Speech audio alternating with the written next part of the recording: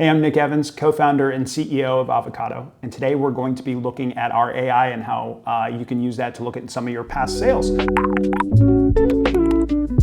We've done a lot of examples looking at how it can edit your menu, but today let's do a couple prompts that help us understand what's selling best. Maybe we could look at different times that certain items are selling. But let's start with some simple ones. Over the past 3 months, what is the #1 selling food item? Don't consider any drinks, just food. All right, so now it's going to be looking at all your past sales data, both for online ordering and in person. All right, looks like the past 3 months, the turkey and avocado sandwich has sold 48 units, right? Let's actually get a breakdown, a table of the top 10 items.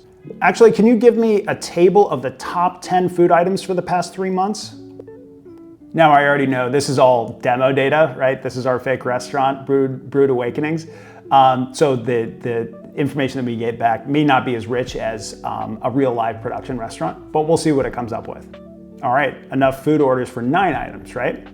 This is pretty cool. Okay, clearly the turkey and avocado sandwich way outsells everything else, almost to the point we should just delete everything else. Of course, again, this is demo, right? But this can be a really good guide to understand, like, hey, you know what? We get so few pancake orders. Do we really want to keep the pancake stock? If it's very few orders, you want to do one of two things. Either really promote it and get more orders, or just cut it, right?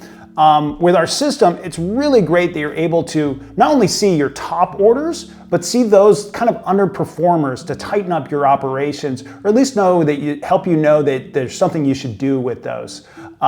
So yeah, I wanted to show you basically that Avocado also knows your order data, and we would love to know what else you would like to see. Please comment below, and please follow along, please subscribe. We're gonna be doing a lot more of these. Thanks for watching.